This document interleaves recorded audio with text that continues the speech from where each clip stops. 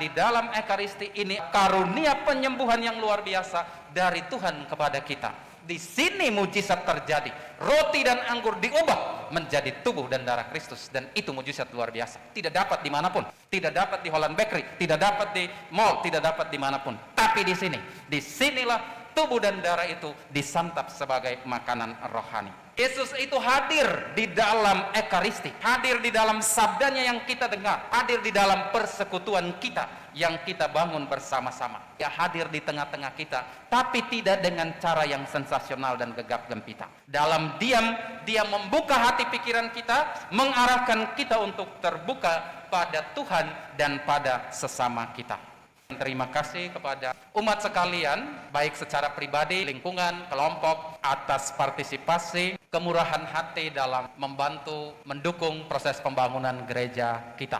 Sekarang tiang pancang sudah selesai dan tinggal bulan depan struktur atasnya mulai dikerjakan. Mudah-mudahan dengan doa, bantuan semua dari umat paroki ini, pekerjaan besar ini bisa selesai pada waktunya. Kita doakan bersama selalu, setiap saat, untuk harapan kerinduan kita ini.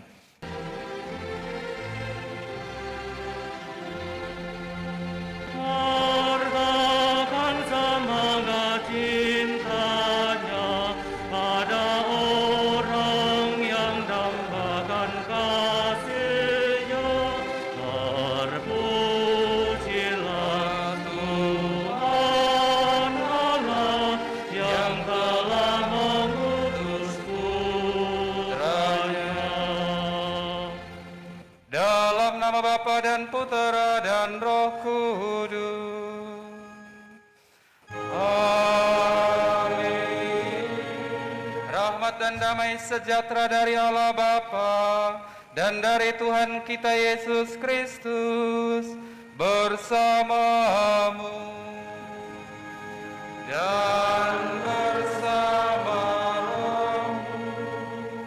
Ibu bapak, saudara-saudari, anak-anak, kaum muda remaja yang hadir dalam perayaan Ekaristi ini, baik secara offline di gereja ini maupun yang mengikutinya secara online virtual dari rumah masing-masing.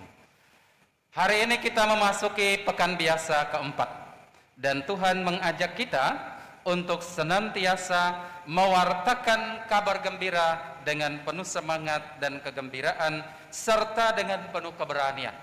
Pengalaman Tuhan Yesus ditolak di kampung halamannya menjadikan itu sebagai sebuah titik pijak untuk terus berkarya, dan segala tantangan, segala halangan dan rintangan tidak pernah membuat pewartaan itu menjadi surut.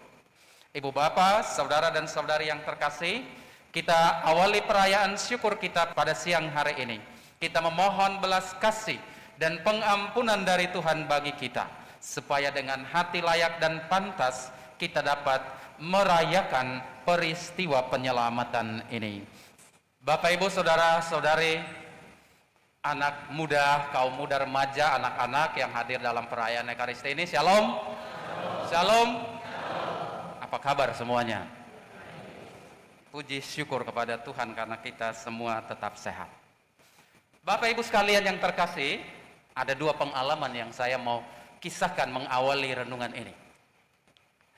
Saya ketika pertama kali bekerja di Jakarta, itu dalam sebuah misa lingkungan, itu penjemput saya mengantar saya dan kami sudah masuk di dalam sebuah rumah.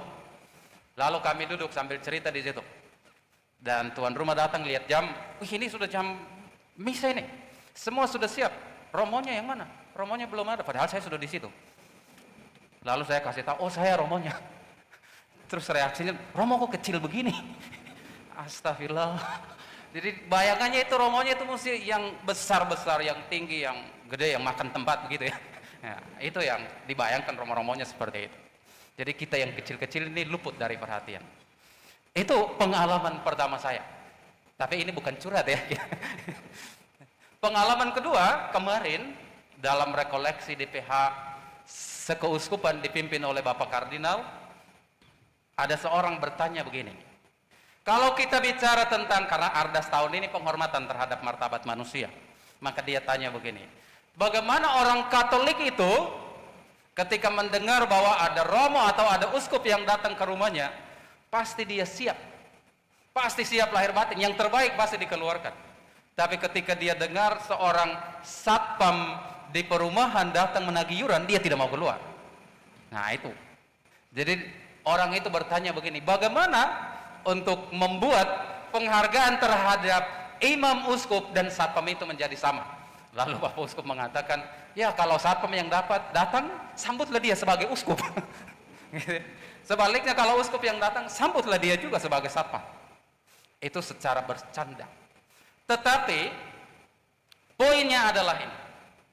Kita manusia itu seringkali menilai seseorang, sesuatu itu dari sisi luarnya saja. Itu poinnya. Jadi kalau orang berdasi, kita pasti terima, Pak, di sini tempatnya. Gitu. Tapi kalau orang tidak memakai jas, disapa, Mas, mau kemana Mas? Gitu. Tapi kalau orang berjas dan pakai dasi lengkap, dia bilang, Bapak tempatnya di sini. Mas, itu tempatmu di situ. Itu. Jadi kita sering menilai orang dari sisi yang gemerlapan, yang sensasional, yang gegap gempita, yang itu yang menarik dan dianggap luar biasa. Sementara yang kecil, yang sederhana itu dianggap biasa saja dalam kehidupan. Maka benarlah pepatah yang mengatakan, don't judge the book by the cover. Jangan hanya melihat buku itu pada cover. Itulah pengalaman kita. Bukan hanya di dunia sana terjadi seperti itu. Di dalam kehidupan menggereja pun, di dalam kehidupan beragama sudah terjadi seperti itu. Hari ini Injil mengisahkan Tuhan Yesus ditolak di kampung halamannya, Nazaret itu. Orang Nazaret menolak Yesus. Awalnya mereka bereaksi positif. Injil melaporkan bahwa mereka kemudian membenarkan dia dan mereka heran akan kata-kata indah yang diucapkan oleh Tuhan Yesus. Tetapi kemudian pada saat yang sama mereka lalu menjadi ragu-ragu terhadap Tuhan Yesus dan bertanya begini, bukankah dia ini anak Yusuf? Gitu kan? Bukankah dia ini anak Maria? Yang saudara-saudaranya kita kenal, gitu. Jadi mana mungkin anak Yusuf yang tukang kayu itu bisa ngomong seperti ini? Bagaimana mungkin kebijaksanaan yang luar biasa seperti ini datang dari seorang yang bapak ibunya begitu sederhana dan tidak punya apa-apa? Bagaimana mungkin ini terjadi? Mereka lalu ragu-ragu karena mereka kenal Tuhan Yesus dengan latar belakang yang dia punyai. Maka mereka kemudian menolak dia. Dan Tuhan Yesus tidak pernah sekalipun membuat mujizat di Nazaret. Itulah yang terjadi. Orang Nazaret menolak Tuhan Yesus karena mereka hanya mau menerima Yesus yang sesuai dengan selera mereka. Apa selera mereka? Mereka katakan, hai tabib, buatlah apa yang kamu buat di Kapernaum. Di Kapernaum Tuhan Yesus membuat banyak mujizat. Orang buta melihat, orang tuli mendengar, orang bisu berbicara, orang lumpuh berjalan, bahkan orang mati dibangkitkan. Maka mereka katakan, woi, coba kau buat seperti yang dibuat di Kapernaum, bikinlah di sini. Maka Tuhan Yesus tidak meladeni mereka atas permintaan sensasional seperti itu. Mereka hanya menerima Tuhan Yesus yang sesuai selera mereka. Mereka hanya menerima Tuhan Yesus yang sensasional dan gegap gempita. Sedangkan Yesus yang mau menunjukkan arah hidup, yang mau memberikan mereka pedoman untuk keselamatan, ini yang tidak mereka terima. Ini yang tidak ada di dalam hati, pikiran, dan benak mereka. Yesus yang datang untuk memberikan pedoman dan penentuan pembaharuan rohani bagi hidup mereka, itu yang mereka tolak. Maka kita juga melihat di dalam kehidupan kita bahwa seringkali dalam kehidupan beriman, terutama ya saya merasa di masa pandemi ini, ketika kita mengalami kesulitan, pergumulan yang luar biasa ini, tidak jarang orang beriman sekalipun masih mengharapkan juga Tuhan Yesus yang sensasional seperti ini. Kita mengharapkan pandemi ini tiba-tiba dihapus oleh kuasa Tuhan yang luar biasa. Kan begitu. Kadang-kadang, Romo, kenapa ini terjadi untuk kita? Apakah Tuhan membiarkan umatnya ini menderita sepanjang 2 tahun dan kita belum tahu kapan berakhir? Apakah Tuhan akan membiarkan kita terus-menerus begini? Pertanyaan ini sulit kita jawab bersama. Sulit sekali. Sulit sekali karena kita masih membayangkan Tuhan yang hadir di tengah-tengah kita dengan kuasa seperti yang dibuat di Kapernaum. Maka inilah yang menjadi kritik dan menjadi permenungan kita. Hari ini Tuhan mengajak kita begini. Tuhan mengajak kita untuk percaya bahwa Dia tidak pernah menguji kita lebih dari kemampuan kita. Itu dalam kitab suci jelas tertulis. Tuhan hanya mau mengajak kita percaya itu. Dia juga mengajak kita untuk percaya bahwa di tengah segala kesulitan, tantangan dan pergumulan seberat apapun, itu Tuhan tetap berjanji akan menyertai kita sampai akhir zaman. Dan kitab suci masih mengatakan Dia mau mengajak kita percaya saja bahwa pada waktunya Tuhan semua itu akan indah. Itulah yang Dia tuntut untuk kita percaya. Tetapi seringkali yang begini ini kita singkirkan. Kita lebih suka kepada Tuhan yang sensasional, yang hadir, seperti dulu Dia buat di Kapernaum. Di Kapernaum Yesus dikagumi karena karya pewartaannya, bukan hanya karena mujizat, tapi pewartaannya, sabdanya yang selalu meneguhkan dan membuat orang semakin percaya kepada Allah sebagai penyelamat dan penebus kita. Di Nazaret Dia ditolak karena mereka tidak mampu memberi penilaian yang memadai terhadap karya dan ajaran Tuhan Yesus. Maka Ia hanya diterima kalau Dia bisa melakukan hal-hal yang sensasional, gegap gempita di dalam kehidupan mereka. Tetapi Tuhan yang memberikan orientasi hidup baru, menentukan arah keselamatan yang harus ditempuh, itu mereka tidak terima dengan hati dan pikiran mereka. Ibu bapak, saudara-saudari, pesan apa yang kita akan bawa sebagai permenungan bersama pada perayaan Minggu Biasa keempat ini? Bagi saya simpel, sederhana begini. Hidup beragama dan menggereja saat ini itu tidak jarang orang beriman itu masih merindukan Tuhan Yesus yang sensasional dan penuh dengan tanda heran. Kita masih merindukan itu. Tidak ada salahnya. Saya sebut contohnya supaya kita tahu. Jauh sebelum pandemi ada, saya memperhatikan dengan baik. Kalau ada flyer tentang misa penyembuhan dimanapun, itu orang berlomba-lomba pergi ke situ. Sampai ditulis di situ tempat terbatas. Tempat terbatas. Jadi siapa yang tidak cepat pasti dia tidak dapat tempat. Misa pengumuman, misa penyembuhan dimanapun pasti dia pergi. KKR dengan pencurahan dan penyembuhan pasti dia pergi. Semua pergi. Dia pergi ke situ. Karena disitulah dia merasakan bahwa Tuhan hadir. Padahal sebagai orang Katolik dia lupa bahwa Ekaristi yang dirayakan ini adalah penyembuhan. Penyembuhan rohani bagi hidup beriman kita.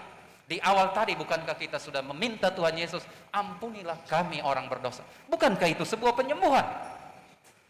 Kita meminta Tuhan sepanjang Ekaristi, kita sambut tubuh dan darahnya. Bukankah itu untuk menjadi makanan rohani yang menyembuhkan tubuh kita dari kelemahan, letih lesu jiwa dan raga kita? Kita lupa itu, karena di dalam Ekaristi ini adalah karunia penyembuhan yang luar biasa dari Tuhan kepada kita. Di sini mujizat terjadi.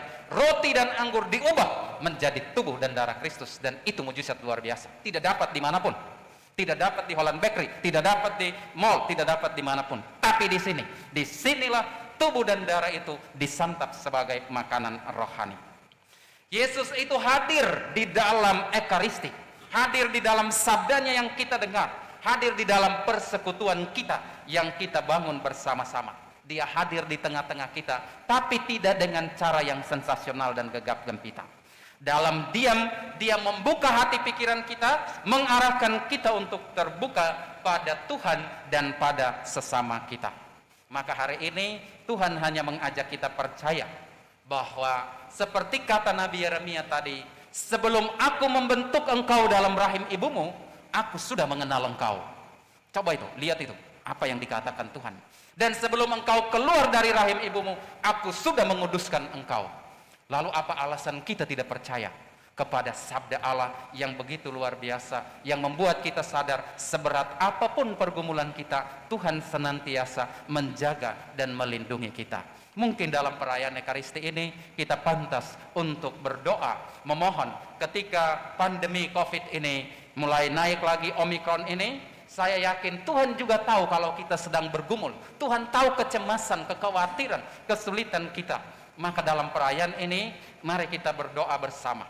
Kita mohon, Tuhan, kami tidak minta Engkau angkat beban ini. tapi kuatkan pundak kami untuk bisa memikul setiap pergumulan, setiap persoalan, bahkan kesulitan, tantangan, kekhawatiran yang ada di dalam hati kami. Itu buat kami untuk bisa menjalaninya dalam kehidupan di tengah dunia ini. Tuhan memberkati kita semua. Amin. Agunglah misteri iman kita, penyelamat dunia, selamatkanlah kami, karena melalui salib dan kebangkitan-Mu, Engkau telah membebaskan kami.